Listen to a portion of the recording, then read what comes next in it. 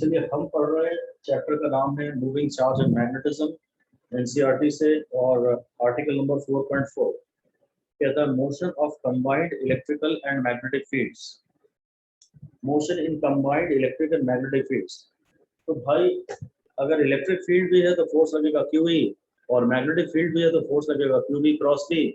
तो जो resultant force होगा वो QE plus B cross B होगा।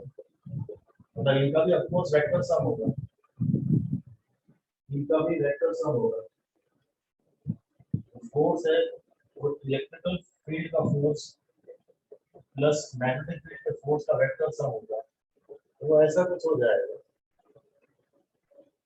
अगर इलेक्ट्रिक फील्ड है तो फोर्स QE लगेगा, और मैग्नेटिक फील्ड भी है तो फोर्स QB क्रॉस भी लगेगा, और रिजल्टेंट फोर्स जो होगा वो इन दोनों का वेक्टर सम होगा। तो एक स्पेशल केस पढ़ रहा है वो, और यही पेपर में आ सकता है, इम्पोर्टेंट है, अच्छा डिस्कशन है। आप चाहे तो हेडिंग दे सकते हैं, a charge particle enters cross E and B। A charged particle enters crossed E and B at right angles to both। Charge particle है वो एक ऐसे रीजन में एंटर कर रहा है जहां E भी है और B भी है, इलेक्ट्रिक फील्ड भी है और मैग्नेटिक फील्ड भी है, और वो दोनों के राइट एंगल्स पे उसकी वेलोसिटी है। ये केस इसने कंसीडर किया है फिगर 4.7 में। तथा मान लीजिए E जो है वो, अच्छा क्रॉस का मतलब होता है ये दोनों भी आपस में राइट एंगल्स पर है। लीजिए क्रॉस मीन्स म्यूचुअली परपेंडिकुलर। तो here VE and B all are mutually perpendicular। VE और B तीनों ही म्यूचुअली परपेंडिकुलर है। फिर आप इलेक्ट्रिक फील्ड को y एक्सिस के अलॉन्ग मान लीजिए, मैग्नेटिक फील्ड को z एक्सिस के अलॉन्ग मान लीजिए, और वेलोसिटी को x एक्सिस के अलॉन्ग मान लीजिए। ये x एक्सिस माना है उसने, ये वेलोसिटी है, ये y एक्सिस है, यहाँ पर E फील्ड है, और इधर ये z एक्सिस लिखा है, z एक्सिस के अलॉन्ग उसने B फील्ड है। ये केस उसने दिया है। तीनों म्यूचुअली परपेंडिकुलर है, एक i कैप की डायरेक्शन में है, एक j कैप की डायरेक्शन में है, और एक k कैप की डायरेक्शन में। चार्ज को चलो मैं इनिशियली पॉजिटिव ही मान रहा हूँ, तो जो इलेक्ट्रिक फोर्स लगेगा वो होगा QE, और जो फील्ड j कैप के अलॉन्ग इलेक्ट्रिकल फील्ड, तो इलेक्ट्रिक फील्ड फोर्स लगेगा ये वाला। और मैग्नेटिक फील्ड होता है, मैग्नेटिक फील्ड का फोर्स होता है QB क्रॉस B। तो वेक्टर V को लिख सकते हैं VI cap cross BK cap. ये हो तो गया QB भी, और I क्रॉस K, तो IJK, I क्रॉस K है माइनस J। हम इस तरह देख रहे हैं जो इलेक्ट्रिक फील्ड का फोर्स है वो प्लस J के अलॉन्ग है, और जो मैग्नेटिक फील्ड का फोर्स है वो माइनस J के अलॉन्ग है। तो शायद जो रिजल्टेंट फोर्स बन जाएगा वो होगा QB माइनस QBB। ठीक है, ये पूरा का पूरा फोर्स y एक्सिस के अलॉन्ग। इलेक्ट्रिक फील्ड के फोर्स में तो प्रॉब्लम है ही नहीं, जहाँ इलेक्ट्रिक फील्ड का फोर्स है वहीं, जहाँ इलेक्ट्रिक फील्ड है वहीं इलेक्ट्रिक फील्ड का फोर्स है। फील्ड अगर y एक्सिस के अलॉन्ग है तो QE भी y एक्सिस के अलॉन्ग है। अब मैग्नेटिक फील्ड के फोर्स में अगर ये x एक्सिस के अलॉन्ग है और ये z एक्सिस के अलॉन्ग है, तो जो फोर्स आएगा वो x और z के अलावा जो बचा y उसी डायरेक्शन में आएगा, क्योंकि जो फोर्स आता है वो V और B दोनों के परपेंडिकुलर डायरेक्शन में आता है। ये V क्रॉस B है ना, तो V और B दोनों के परपेंडिकुलर डायरेक्शन में आता है। इसलिए ये तो पक्का है कि अगर मैग्नेटिक फील्ड z एक्सिस के अलॉन्ग है और वेलोसिटी x एक्सिस के अलॉन्ग है, तो मैग्नेटिक फील्ड का जो फोर्स आएगा वो y एक्सिस के अलॉन्ग आएगा। हाँ, प्लस y आएगा कि माइनस y आएगा वो जरूर हमें V क्रॉस B से ही निकालना पड़ेगा। चार्ज का भी साइन डालेंगे, उसके बाद V क्रॉस B से फोर्स की डायरेक्शन निकालेंगे। फिलहाल जब हमने तीनों को म्यूचुअली परपेंडिकुलर लिया है तो ये बात पक्की है कि इलेक्ट्रिक फील्ड का फोर्स और मैग्नेटिक फील्ड का फोर्स सेम डायरेक्शन में आएगा। इस समय दोनों वाई एक्सिस के अलॉन्ग आ रहे हैं। हाँ, एक प्लस वाई एक्सिस के अलॉन्ग है और एक माइनस वाई एक्सिस के अलॉन्ग है। ये काम अच्छे एडवांस न्यूमेरिकल्स के लिए ये एक्सप्रेशन लिख पाना एक बहुत ही अच्छी चीज है। ये थोड़ा सा टफ शायद लग सकता है, पर हाँ ये काम की बात है। रिजल्टेंट फोर्स की एक्सप्रेशन निकाल पाना, ये पूछ सकता है आपको, ये सिचुएशन दे देगा और बोलेगा रिजल्टेंट फोर्स क्या है। तो इलेक्ट्रिक फील्ड का फोर्स तो अगर पॉजिटिव चार्ज है तो फील्ड के अलॉन्ग ही होगा, तो इलेक्ट्रिक फील्ड का फोर्स है क्यू जे क्या है। और मैग्नेटिक फील्ड का भी जो फोर्स है वो एक्स जेड प्लेन के परपेंडिकुलर होगा, तो वो भी वाई एक्सिस के अलॉन्ग होगा। तो ये जो फोर्स का आपने फॉर्मूला लिखा है, इस पे आप 4 स्टार दे दीजिए। इसे याद तो नहीं कर सकते, पर डेरिवेशन में आपको दम चाहिए वहां पर, खास तौर से जहां आपने मैग्नेटिक फील्ड का फोर्स निकाला है उस स्टेप पे हाईलाइट करें, उस पे स्टार लगाएं, अलग से अंडरलाइन करें। तो 10 electric and magnetic forces are in opposite directions.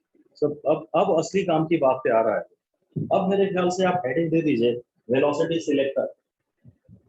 इसने तो शुरू में ही हेडिंग दे दी वेलोसिटी सिलेक्टर, मैं कह रहा हूं अब लिखिए वेलोसिटी सिलेक्टर। अब वो कह रहा है कि यार मैं ऐसा भी कर सकता हूँ वेलोसिटी को एडजस्ट करके कि इलेक्ट्रिक फील्ड का force is equal and opposite to magnetic field का फोर्स। ऐसा लिख दीजिए, if velocity is selected properly,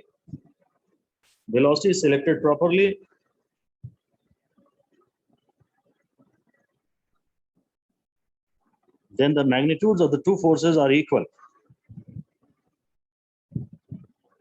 and the total force on the charge is 0. Total force on the charge is 0 and the charge passes undeflected. Undeflected को बड़ा बड़ा लिख दीजिए, and the charge passes undeflected. जब भी वो कहेगा ना undeflected is a key word यहाँ पर, जैसे ही वो कहेगा कि चार्ज undeflected जा रहा है तो आप यही कुछ करेंगे, E minus V cross B is equal to 0।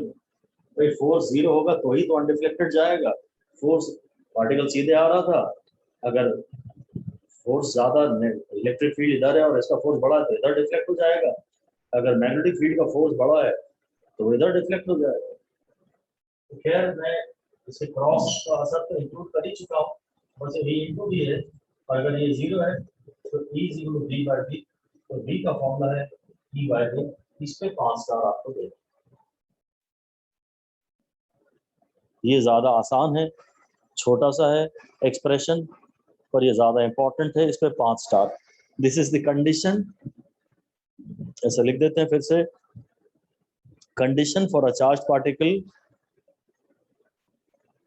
conditions for a charged particle to go undeflected, conditions for a charged particle to go undeflected in crossed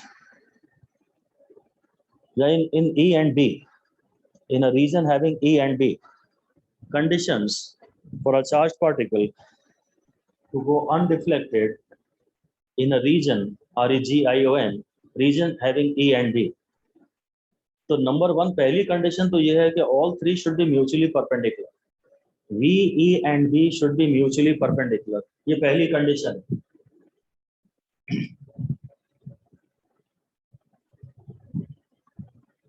और दूसरी कंडीशन तो बस यही आ गई कि V is equal to E by V। पहले तो तीनों म्यूचुअली परपेंडिकुलर होने चाहिए और फिर ये V is equal to E by V, बस। और सबसे इंटरेस्टिंग बात यह है, सबसे इंपॉर्टेंट बात यह है कि आप देखिए Q का टर्म कैंसिल ही हो रहा है, खत्म ही हो रहा है यहाँ पे। तो Q तो खत्म ही हो जाएगा ना, ये ब्रैकेट 0 करना है। मतलब ये है कि इस रीजन में जब एक चार्ज पार्टिकल अनडिफ्लेक्टेड जा रहा है तो उस रीजन में कोई भी चार्ज पार्टिकल अनडिफ्लेक्टेड जाएगा। अलग से लिख दीजिए, इंपॉर्टेंट और स्टार करके लिख दीजिए, फिर से 5 स्टार लगा दीजिए और लिख दीजिए any charged particle whether positive or negative, any charged particle whether positive or negative will go undeflected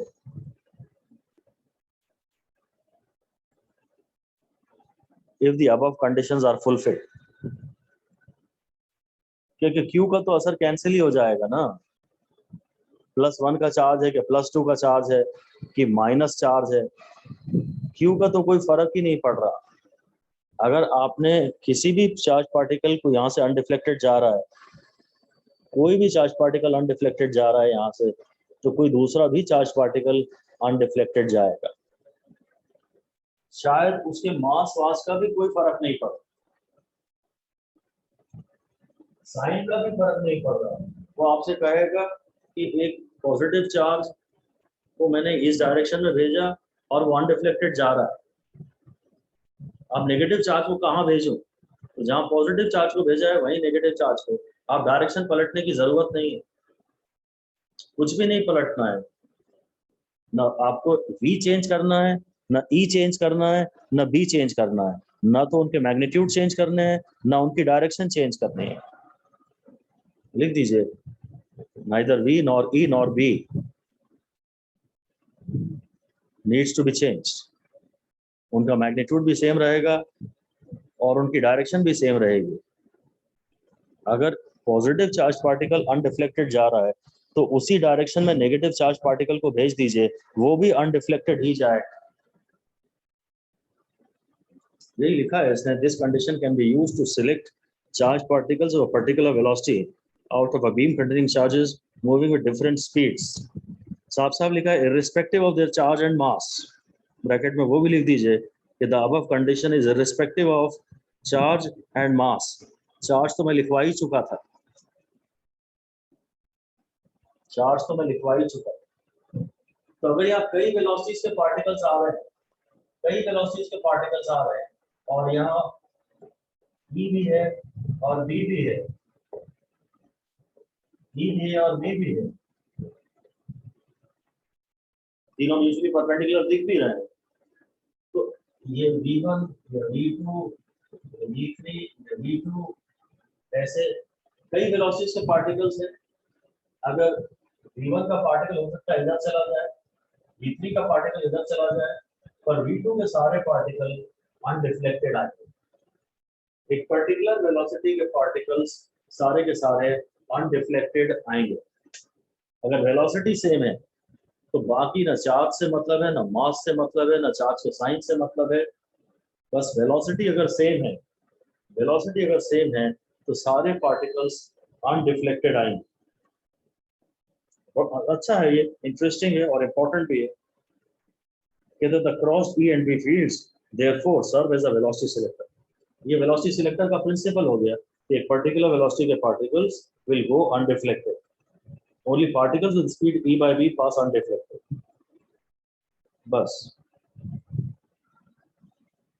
ये थोड़ी सी हिस्टोरिकल बातें की तो हैं उसने। This method was employed by Thomson to measure the charge to mass ratio of an electron. मैं इसका आपको क्वेश्चन लिख देता हूँ, मैं इसका कुछ क्वेश्चन दे तो सकता हूँ इस पे कि वाईक्यू में मिल भी जाएगा आपको। आप लिख दीजिए क्वेश्चन, जो जे थॉमसन एक्सपेरिमेंट की बात कर रहे हैं जिससे उसने इलेक्ट्रॉन का E by M निकाला, मैं उसकी आपसे बात कर रहा हूँ। लिख दीजिए in a region magnetic field alone is present, in a region magnetic field alone is present and an electron enters into the region, electron enters into the region and moves in a circle of radius r। अगर खाली magnetic field है और right angles पे ही आ रहा होगा तभी circle की बात की है। Electron enters the region at right angles to B and moves in a circle of radius r। अब कहता है now a crossed E is also switched on। अब एक क्रॉस्ड E भी स्विच ऑन कर दी जाती है। जो V और B के परपेंडिकुलर है, and now the electron goes undeflected. अब इलेक्ट्रॉन अनडिफ्लेक्टेड जाता है। Find E by m of the electron।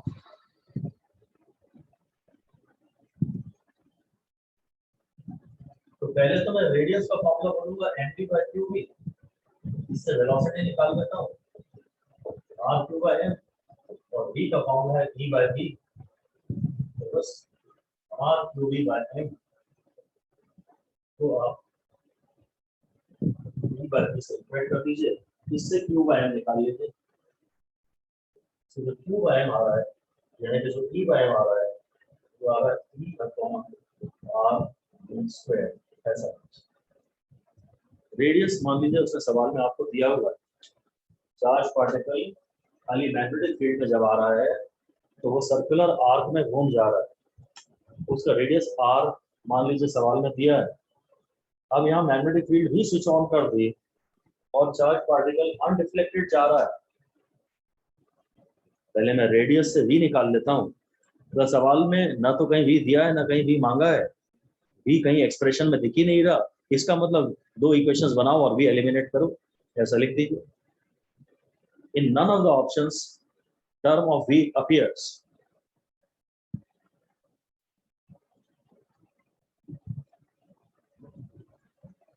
किसी भी ऑप्शन में v का टर्म है ही नहीं। In none of the option the term of v appears. It means that we should form two equations. इसका मतलब है कि हमें दो इक्वेशंस बनानी चाहिए। It means that we should form two equations and eliminate v।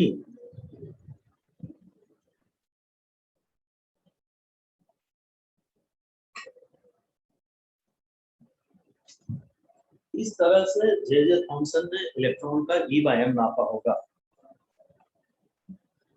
और क्रोनोलॉजिकल बातें मैं भी आपसे कर लूं तो मैं बता सकता हूं कि हाँ, इस तरह से उसने E by m नापा। और फिर उस बीच मिलिकन्स ऑयल ड्रॉप एक्सपेरिमेंट से इलेक्ट्रॉन का Q नाप लिया, चार्ज नाप लिया। उसे लिख दीजिए, by Millikan's oil drop experiment, Q on a drop on an electron was determined। Basically तो Q on a drop निकाला था और उसी से उसने Q of an electron भी निकाल लिया। तो आपको E by m भी पता है और E भी पता है, तो इस तरह से m कैलकुलेट किया गया। वरना 9.1 into 10 to the power minus 31 kg जैसा हल्का मास आप नापोगे कैसे? उसने Q एक्सपेरिमेंटली मेजर किया, Q by m experimentally measure किया और इस तरह से m कैलकुलेट किया। आज तक भी m की हमारे पास कैलकुलेटेड वैल्यू है। हालांकि ये बातें मतलब जो बात में मैंने बताई है ये शायद इंपॉर्टेंट नहीं है। हाँ, ये जो E by m निकालने वाली बात है उसका क्वेश्चन जरूर आ सकता है पेपर में। वो 4 स्टार का क्वेश्चन मैं दे रहा हूँ, बहुत इंपॉर्टेंट उसे नहीं दे रहा। मैं 5 स्टार नहीं दे रहा हूँ क्योंकि मुझे हल्का सा एडवांस लग रहा है। अब बात आती है आर्टिकल 4.4.2 की, साइक्लोट्रॉन। सीबीएसई के सिलेबस की बात करें तो साइक्लोट्रॉन तो उसमें से फिलहाल रिमूव चल रहा है, वही 22 के लिए भी वैलिड है। पर हाँ, चलिए नीट के लिए तो हमें इसकी बात करनी ही होगी। इंटरेस्टिंग है, काफी बढ़िया चीज है ये, पर पता नहीं इसमें क्यों न्यूमेरिकल ज्यादा क्वेश्चन आए ही नहीं है, ना न्यूमेरिकल ना theory. It is really worth it, अच्छे से करना चाहिए, कभी भी गेम चेंजर साबित हो सकता है। तो पहले तो लिख दीजिए, इट इज पार्टिकल एक्सेलरेटर। इसका यूज है कि ये चार्ज पार्टिकल को एक्सेलरेट कर लेता है, पार्टिकल एक्सेलरेटर।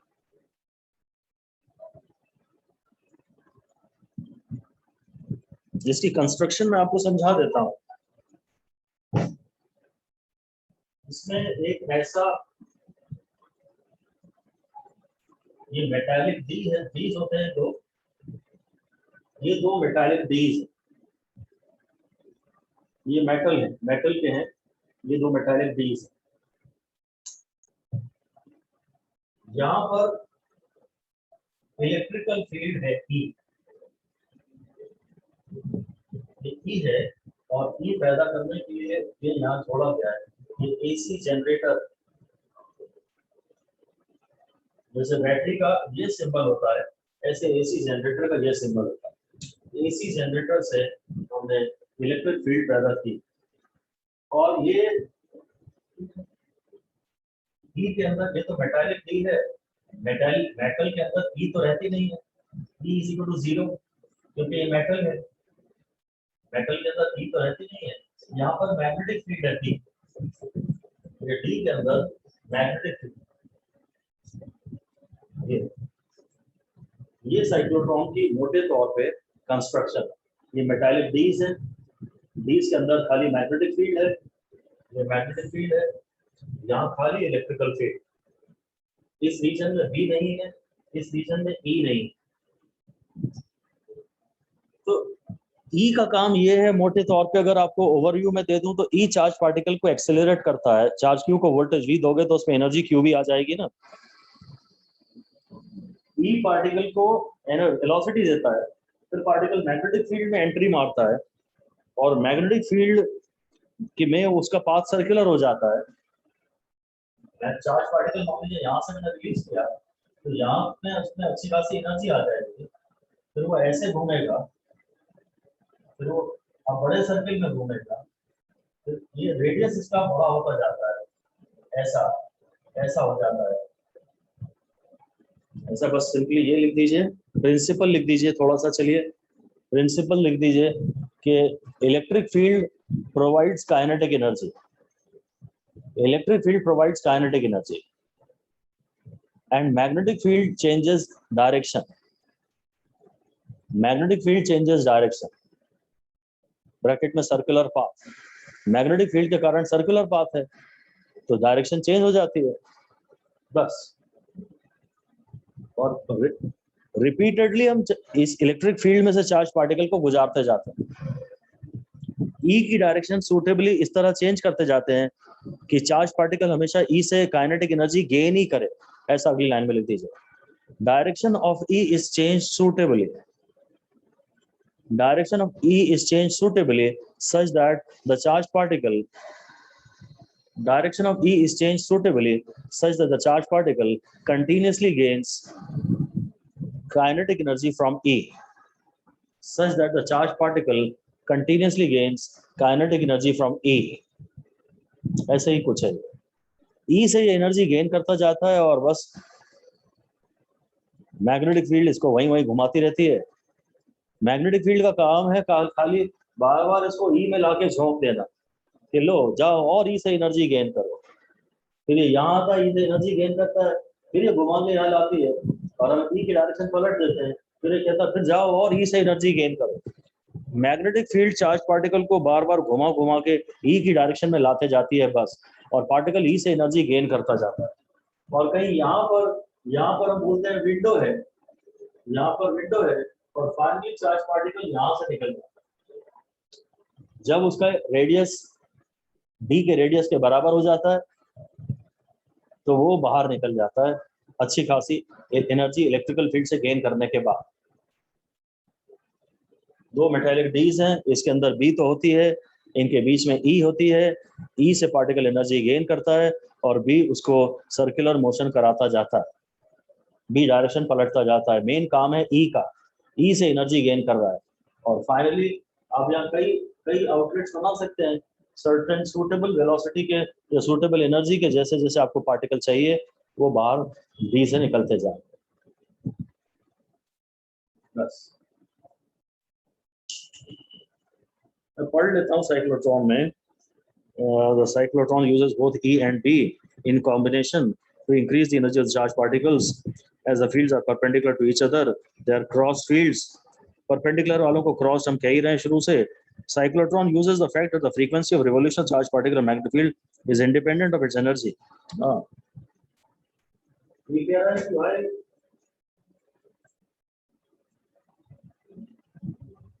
इसका जो टाइम पीरियड है ना, देखो यहाँ से ये पहली बात ये ना, इसमें इसकी वेलोसिटी कुछ कम है, फिर बाद में इसकी वेलोसिटी बढ़ती चली जाती है। चार्ज पार्टिकल जैसे जैसे ई से एनर्जी गेन करता जाता है ना, उसकी वेलोसिटी बढ़ती जाती है और उसका टाइम पीरियड चेंज नहीं होता। टाइम पीरियड तो वही 2 πm/q भी है, क्योंकि चार्ज भी पार्टिकल भी सेम है और फील्ड भी सेम है। ऐसा लिख दीजिए कि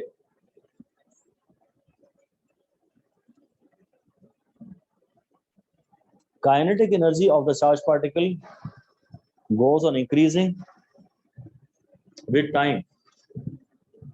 Kinetic energy of the charged particle goes on increasing with time. But time period oblique frequency of circular motion remains same. Time period या frequency of जो circular motion है मैग्नेटिक फील्ड के फोर्स के कारण वह सेम बना रहता है। ओमेगा का फॉर्मूला है QB by M। ओमेगा का formula QB by M important है। टाइम पीरियड का फॉर्मूला है 2 pi M by QB। The cyclotron uses the fact that frequency of revolution of the charged particle in a magnetic field is independent of its energy. The particles move most of the time inside two semicircular discs like metal containers D1 and D2. तो जो semicircular disc है नहीं मैं Ds कह रहा हूँ, which are called Ds as they look like the letter D. Figure shows a schematic view of the cyclotron. Inside the metal boxes, the particle is shielded and is not acted upon the electric field. हाँ metal के अंदर तो E होती नहीं है। The magnetic field, however, acts on the particle and makes it go round on the circular path. बस वो direction change कर रहा है बार बार और ला के E के हवाले कर रहा है।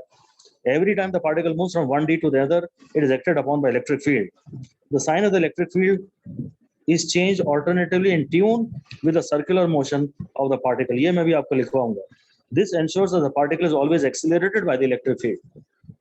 चार्ज Q हमेशा E से एनर्जी गेन ही करता है और वो एक्सेलरेट ही होता है और एनर्जी उसकी लगातार बढ़ती चली जाती है। Each time the acceleration increases the energy of the particle.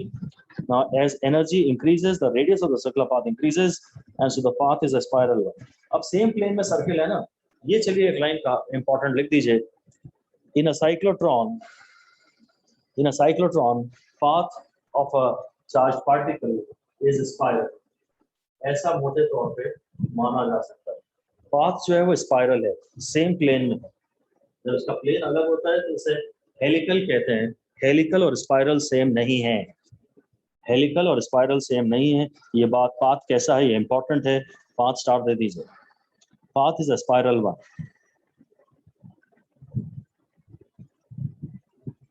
ये बड़ी काम की लाइन है। Path is a spiral one. कहता whole assembly is evacuated to minimize collisions. और इसमें बीच में चार्ज पार्टिकल चल रहा है तो कोई टकराना तो नहीं चाहिए किसी से, तो पूरा वैक्यूम होना चाहिए। वो काम की बात नहीं है। High frequency alternating voltage is applied to the Ds. Positive ions of charged particles are released in the center P. They move in a semicircular path in one of the Ds and arrive in the gap between the Ds and a time interval T by 2, where T is the period of revolution और time period का formula उसने दिया ही है। This frequency is called cyclotron frequency. For obvious reasons, it is denoted by μc. यहाँ एक बात ध्यान देखिए, अगर कोई पूछे कि एक डी में चार्ज पार्टिकल कितनी देर तक रहा तो वो टाइम T/2 है, पर जिसे टाइम पीरियड कहते हैं वो हमेशा फुल सर्किल का ही टाइम होता है। तो time period 2 pi M by QB ही है।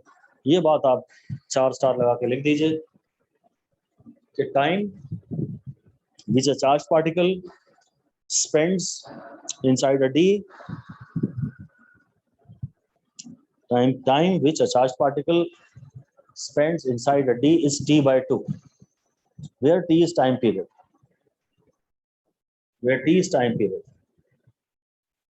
And time period always means the time for one full circle. Time period का हमेशा ही मतलब होता है पूरे एक सर्किल के लिए टाइम,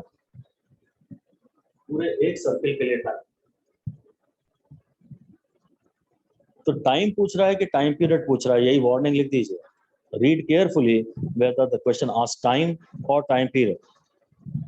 क्वेश्चन ने टाइम मांगा है कि टाइम पीरियड मांगा है, ये आप ध्यान से देखें। वैसे मैंने आज तक कभी टाइम ऐसा कोई सवाल नहीं देखा जिसमें टाइम मांगा गया। T/2 जिसका आंसर रहा हो ऐसा कोई सवाल मैंने नहीं देखा। हाँ आ तो जरूर सकता है, बन सकता है।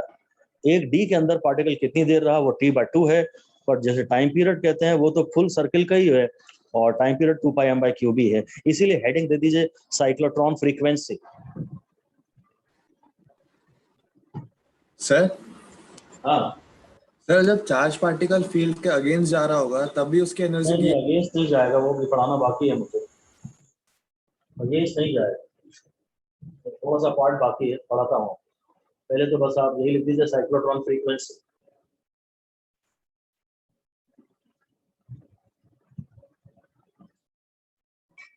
और फ्रीक्वेंसी तो हमेशा 1 टाइम पीरियड ही होगी, तो टाइम पीरियड जब 2 पाई एम बाई क्यू भी है,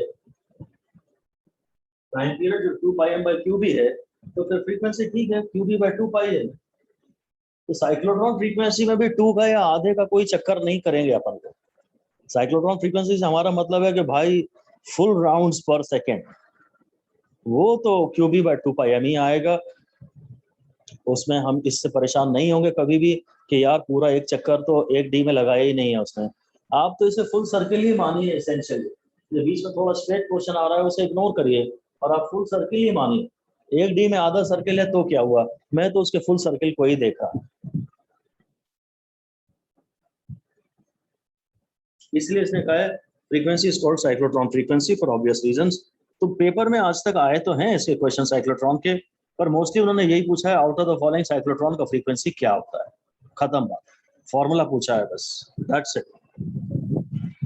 फ्रीक्वेंसी साइक्लोट्रॉन फ्रीक्वेंसी को उसने न्यू सी लिखा है और अप्लाइड वोल्टेज की फ्रीक्वेंसी को शायद न्यू ए लिखा है।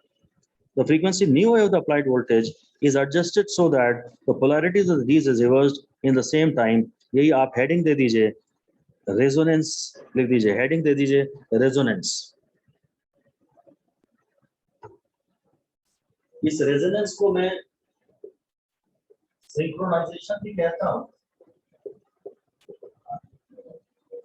रेजोनेंस वर्ड से ही क्वेश्चन आएगा और हायर लेवल के इंग्लिश का वर्ड तो शायद नहीं आएगा, रेजोनेंस वर्ड ही पेपर में आएगा। सिंक्रोनाइजेशन का भी मतलब होता है जब दो इवेंट्स एक साथ हो। तो यहाँ पे क्या होता है ना, यहाँ पे क्या होता है कि जितनी देर बाद पार्टिकल यहाँ से घूम के यहाँ आता है, पहले फील्ड यहाँ है और पार्टिकल भी यहाँ है। अब जब तक पार्टिकल घूम के यहाँ आएगा ना, जब पार्टिकल घूम के यहाँ आ जाएगा ना, तो फील्ड की डायरेक्शन भी पलट जाएगा, ऐसा हो जाता है। हर ये इसीलिए लगाया है, हर आधे राउंड के बाद जब पार्टिकल की डायरेक्शन चेंज हो जाएगी, यहाँ पार्टिकल प्लस आई कैप में जा रहा था और अब यहाँ माइनस आई कैप में जा रहा है पार्टिकल, तो फील्ड की डायरेक्शन भी अकॉर्डिंगली चेंज कर देते हैं इस तरह से कि इलेक्ट्रिक फील्ड की डायरेक्शन हमेशा वेलोसिटी के अलॉन्ग ही रहे। तो पार्टिकल इलेक्ट्रिक फील्ड से कंटिन्यूसली एनर्जी गेन ही करता है, इसी को रेजोनेंस कहते हैं और इसीलिए हमने एसी लगाया है। एसी की जो पोलैरिटी है वो बदलती है, डीसी नहीं लगाया है। एसी थोड़ी देर ऐसा रहता है, पॉजिटिव रहता है और थोड़ी देर नेगेटिव रहता है। पॉजिटिव में जब एसी पॉजिटिव वोल्टेज है तो ये फील्ड की डायरेक्शन रहेगी, और जब एसी नेगेटिव हो जाएगा तो फील्ड की डायरेक्शन ये हो जाएगी। आप तो ऐसे ही लिख दीजिए, after every half cycle, after every half round, after every half round of the charged particle,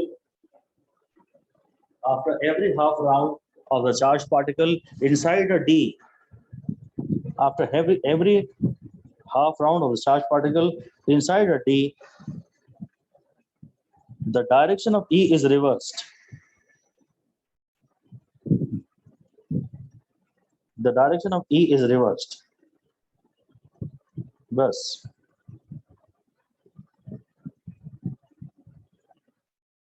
और मैं तो इसे पूरा न्यू एसी कह देता हूँ, nu AC is equal to nu cyclotron. AC की फ्रीक्वेंसी साइक्लोट्रॉन की फ्रीक्वेंसी के बराबर कर दीजिए बस आप।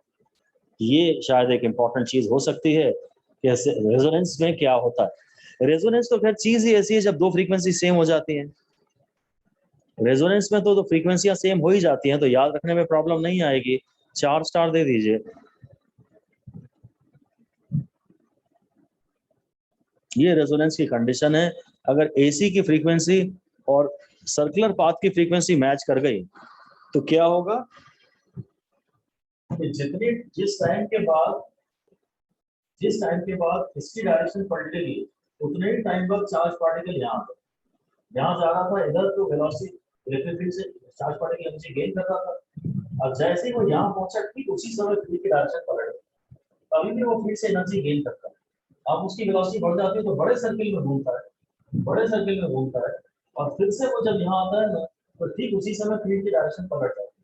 अब ये और बड़े सर्किल में घूमता है और फिर जब ये यहाँ आता है तो फील्ड की डायरेक्शन पलट जाती है। टाइम पीरियड या t/2 तो हर बार सेम है, टाइम पीरियड सेम है तो t/2 भी सेम है।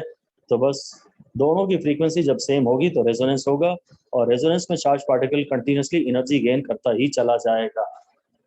Charge particle continuously energy gain करता ही चला जाएगा, उसका मोशन हमेशा एक्सेलरेटेड रहेगा। ये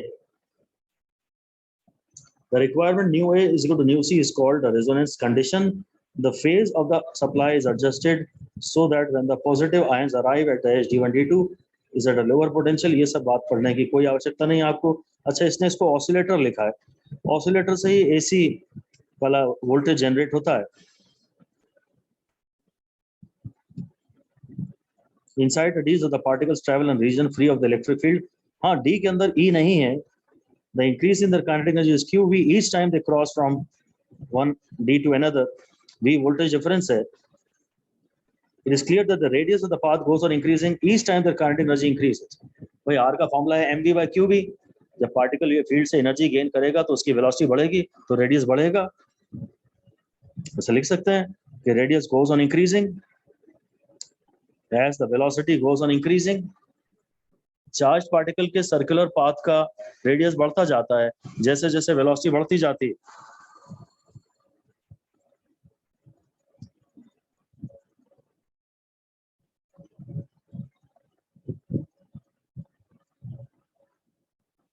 तो भाई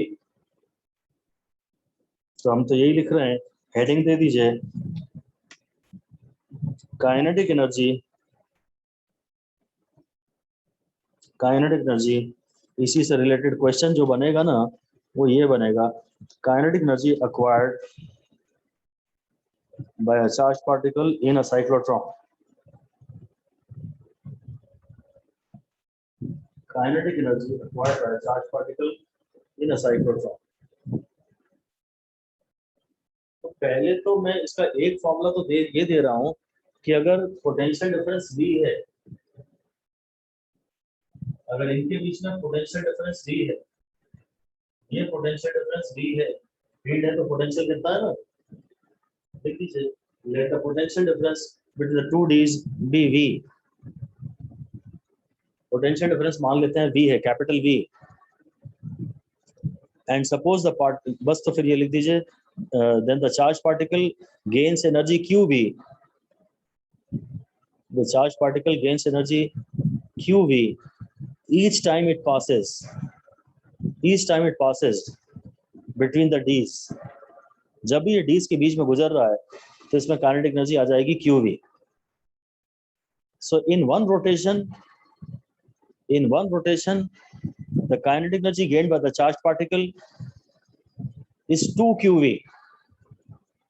एक बार ये QV यहाँ से यहाँ आया, इसके बाद QV, और एक बार ये QV, एक पूरी रोटेशन में ये एनर्जी 2 QV गेन करेगा इलेक्ट्रिकल फील्ड से। So in n rotations, लिख दीजिए, if the particle comes out of the D's after n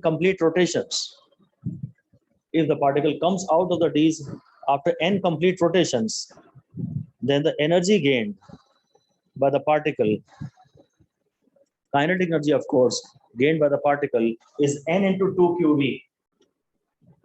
particle जो काइनेटिक एनर्जी गेन करेगा वो होगी n into 2 QV।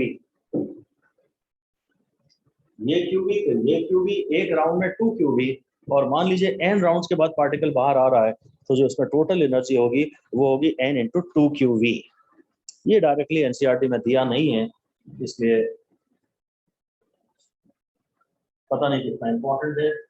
हो सकता है शॉर्ट एग्जाम्पल में या कहीं एक्सरसाइजेस में भी उसने बात टच की हो तो फिर हो सकता है कि कभी आ तो जाए। ओके, अब हम इसमें काइनेटिक एनर्जी गेन का एक और तरीका देखते हैं। तो नंबर 2, ये 5 स्टार दे दीजिए इस पे, ये एनसीईआरटी में डायरेक्ट दिया है भाई। रेडियस का फॉर्मूला होता है mv/qv। अच्छा, पार्टिकल जब बाहर निकलता है ना तो पहले तो उसके सर्कुलर पाथ का रेडियस ऐसा है, फाइनली जब बाहर निकलता है तो उसके सर्कुलर पाथ का रेडियस से डी के रेडियस के बराबर हो जाता है ना। हम यही मानते हैं कि at for exit r is equal to r radius of the dee, circular path का रेडियस डी के रेडियस के बराबर है। उसने तो न्यूमेरिकल में जो भी आपको रेडियस दिया है वही आपको लेना है। अगर उसने डी का रेडियस दिया है तो ये मान लेना है कि जब सर्कुलर पाथ का रेडियस डी के रेडियस के बराबर हो जाएगा तब चार्ज पार्टिकल बाहर निकल जाएगा। तो मैं एक बार फिर वेलोसिटी निकाल रहा हूं। Velocity is r q d by m, ये, और काइनेटिक एनर्जी है हाफ m v स्क्वायर। तो हाफ m और v स्क्वायर में आप ये r q d by m का स्क्वायर लिख सकते हैं। ये बढ़िया सी चीज हो गई, ये 5 स्टार वाली चीज हो गई।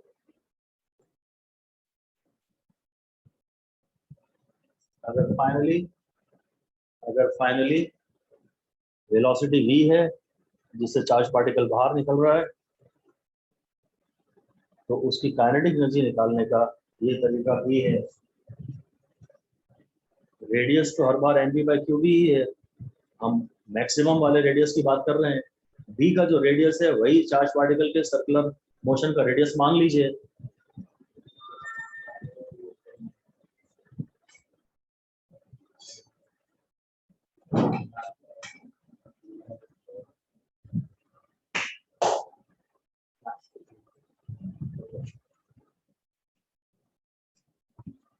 ठीक है भाई, तो ये इंपॉर्टेंट है और इस पर कोई न्यूमेरिकल नहीं आएगा, सिर्फ फॉर्मूला ही पूछेंगे।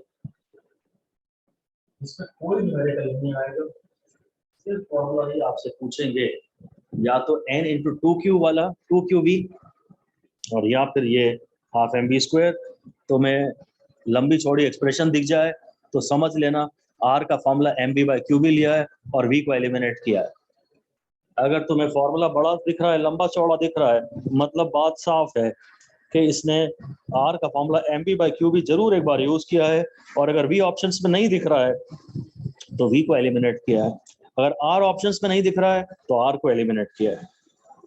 बस the operation of the cyclotron is based on the fact that the time of one revolution of an ion is independent of the speed or the radius of its orbit. The cyclotron is used to bombard nuclei, तो use लिख लेते हैं। चलिए, time period independent है, ये बात तो हम समझते ही हैं। एक बार तो चलिए वो लाइन फिर से लिख दीजिए। प्रिंसिपल तो नहीं कह सकता मैं, या प्रिंसिपल ही लिख दीजिए। चलिए, प्रिंसिपल ऑफ साइक्लोट्रॉन मैं ऊपर भी वैसे लिखवा चुका हूँ। वो प्रिंसिपल यही है कि time period of a charge particle is independent of its speed, energy और रेडियस। जो की कॉन्सेप्ट है वो ये है कि time period is independent of everything. Speed पे डिपेंड नहीं करता, रेडियस पे डिपेंड नहीं करता, एनर्जी पे डिपेंड नहीं करता।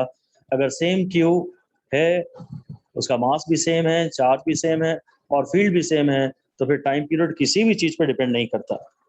ये इसका एक की कॉन्सेप्ट है। वर्किंग बात ये थी, वर्किंग ये था कि ई और बी दोनों हैं यहाँ पर। वर्किंग समझाने के लिए वो वाली बात थी। खैर, यूज लिख दीजिए साइक्लोट्रॉन का। It is used to bombard nuclei with high energy particles. Nucleus को बम्बार्डमेंट कराने के लिए आपको हाई एनर्जी पार्टिकल चाहिए।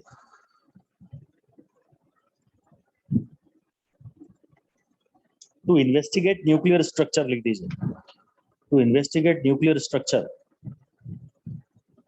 And to study nuclear reactions.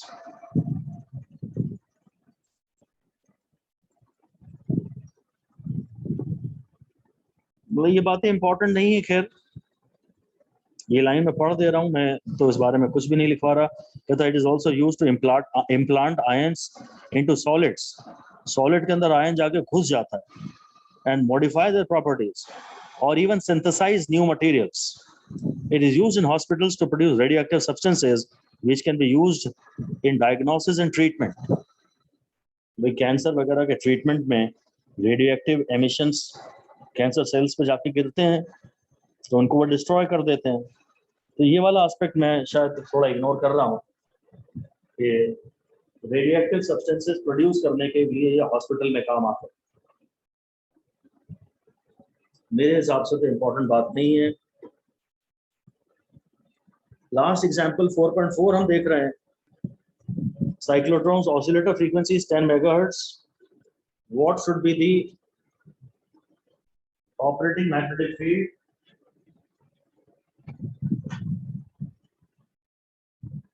What should be the operating magnetic field for accelerating protons? ठीक है, frequency इसने दे दी है और बी मांग रहा है, रेडियस डी का दे दिया, बस बाद में काइनेटिक एनर्जी एमईबी में मांग रहा है। तो फ्रीक्वेंसी दे दी तो बस मुझे तो सब पता ही है। टाइम पीरियड होता है 2 pi m by q B. Frequency जो टाइम पीरियड है वो है q B by 2 pi m. Proton की बात कर रहा है तो क्यू को मैं 1.6 into 10⁻19 लूंगा जो इलेक्ट्रॉन का होता है, और एम में 1.67 into 10⁻27 kg ये प्रोटॉन की बात कर रहा है। ये थोड़ा आपको ध्यान देना पड़ेगा। काफी सारी कैलकुलेशंस हैं इसमें, बहुत सारी कैलकुलेशंस हैं, बहुत ज्यादा तो मैं एक्सपेक्ट नहीं करता। कैलकुलेशंस ज्यादा कैलकुलेशन वाले 5, 6, 7, 8 सवाल आ सकते हैं मैक्सिमम। तो बस ठीक है, इस तरह से हमने बी निकाल लिया और बी 0.66 टेस्ला आ रहा है। इसके आंसर पे हल्का सा ध्यान दे तो शायद ठीक रहेगा कि बी की वैल्यू ये 1 टेस्ला भी आ जाए तो बहुत है। और फाइनल वेलोसिटी ऑफ प्रोटॉन्स,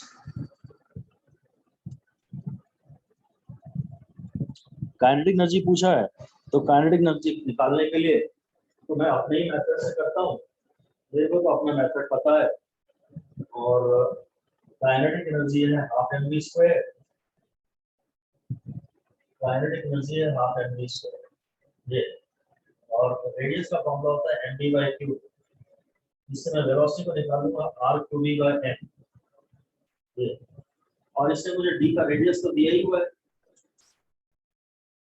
हाँ मतलब ये बी डायरेक्टली नहीं दिया था, इसलिए कायदे से मुझे बी वाला फॉर्मूला यूज नहीं करना चाहिए, क्योंकि बी इसने डायरेक्टली नहीं दिया था। मुझे उन चीजों के टर्म्स में इस फॉर्मूले को रीअरेंज करना तो चाहिए जो न्यूमेरिकल में दी थे। या तो यही करिए, मान लीजिए फर्स्ट कीजिए कि उसने अपने को बी दी नहीं है और बी निकलवाई भी नहीं, बस उसने फ्रीक्वेंसी दी है। सपोज मुझे फ्रीक्वेंसी दी है और रेडियस दिया है। अब मुझे वेलोसिटी निकालनी तो है, और यहाँ मुझे फ्रीक्वेंसी का टर्म लाना पड़ेगा। तो टाइम पीरियड होता है 2 pi m by q B, मुझे बी को एलिमिनेट करना पड़ेगा। और फ्रीक्वेंसी का फॉर्मूला होता है q B by 2 pi m. तो मैं बी को लिख लेता हूँ, यहाँ से पूरे बी को लिख लेता हूँ या क्यू बी को लिख लेता हूँ 2 पाई एम इंटू न्यू। तो वेलोसिटी हो गया आर बाई एम, और क्यू बी की जगह लिख लिया 2 पाई एम इंटू न्यू। ये एम और एम कैंसिल हो गया। अब मैं वैसे और ज्यादा बेसिक से समझ रहा हूँ शायद फ्रीक्वेंसी में और वेलोसिटी में रिलेशन, और ये और ज्यादा बेसिक से है, काम की चीज है, अच्छा रिलेशन है, एक बढ़िया क्वेश्चन बन तो सकता है इसमें। अपन क्वेश्चन लिख देते हैं कि cyclotron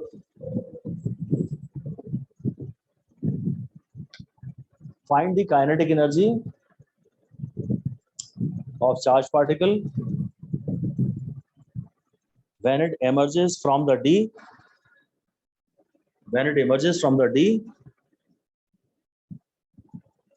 and frequency of the charged particle inside the D is nu। उसे n से लिख देते हैं, चलो फ्रीक्वेंसी को f से लिख देते हैं। चार्ज पार्टिकल की फ्रीक्वेंसी f है, काइनेटिक एनर्जी आपको निकालनी, मतलब बी को हम पूरी तरह एलिमिनेट करने की ही बात कर रहे हैं। ना तो उसने बी दिया है कहीं और ना मांगा है। अच्छा क्वेश्चन ये बन सकता है। देखिए साहब, टाइम पीरियड का फॉर्मूला होता है basically distance upon speed 2 pi r by B. तो फ्रीक्वेंसी जो है वो 1 अपॉन टाइम पीरियड है, वो है बी अपॉन 2 पाई आर, ये फ्रीक्वेंसी। इससे मैं बी निकाल लेता हूँ। वेलोसिटी है 2 pi are into we, radius है वेलोसिटी है 2 पाई आर इंटू एफ। बस यही इसने भी लिखा है। यही एनसीईआरटी ने लिखा है लास्ट सेकंड लाइन में, v का फॉर्मूला है r into 2 pi nu। ये हमारे लिए एक अच्छा फॉर्मूला हो तो गया। अभी तक तो मुझे ये पता था कि भाई r का फॉर्मूला mv by qb है, इसमें से मैं वेलोसिटी को निकालूंगा r qb by m। पर अगर उसने v न दिया है ना मांगा है, सीधे फ्रीक्वेंसी से ही रिलेट करना है, ये सब भी अच्छे तरीके हो सकते हैं। वेलोसिटी का एक तरीका तो ये है, और वेलोसिटी का एक शानदार तरीका ये भी है। वेलोसिटी का एक शानदार तरीका यहाँ से भी निकलेगा। अब हाफ एम वी स्क्वायर में आप इसको पुट कर दीजिएगा, kinetic energy half m v square, मुझे v को एलिमिनेट करना है, तो 2 पाई r और फ्रीक्वेंसी का स्क्वायर, इससे सॉल्व कर लीजिएगा। बड़ा प्यारा सवाल बन रहा है, नया सवाल बन रहा है। ये एक शानदार नया सवाल है। सवाल लेवल अगर पेपर का उठाना होगा तो हाँ, ये एक अच्छा क्वेश्चन तो है, जो थोड़ा सा अनकॉमन है। मेरे जानकारी में, मेरे हिसाब से क्वेश्चन थोड़ा अनकॉमन है। काइनेटिक एनर्जी का हमने अभी तक तो यही फॉर्मूला सीखा था कि हाफ एम वी स्क्वायर में v को ये डालो, अब तक तो यही सीखा था। अब फ्रीक्वेंसी से रिलेट उसने करवा दिया तो एकदम तो क्लिक नहीं करेगा। आप एकदम बेसिक पे चले जाइए, एकदम बेसिक पे चले जाइए, फ्रीक्वेंसी का बेसिक वाला फॉर्मूला ले लीजिए और इसमें से v निकाल के अब यहाँ डाल दीजिए। डेरिवेशन, ये वाला डेरिवेशन याद करना अच्छा लाभदायक रहेगा। अच्छा, ये जो एनर्जी आएगी वो जूल में आएगी। जूल को आप E से डिवाइड कर दो तो EV में आ जाएगा। लिख लीजिए, basic answer obtained, basically the answer will be obtained in joules, क्योंकि आपकी सारी कैलकुलेशन SI यूनिट्स में है। बेसिकली जो आंसर आएगा वो जूल्स में आएगा, क्योंकि आपकी सारी कैलकुलेशन SI यूनिट्स में है। तो लिख दीजिए डिवाइडेड बाय E, इसको E से डिवाइड करें to convert it into EV।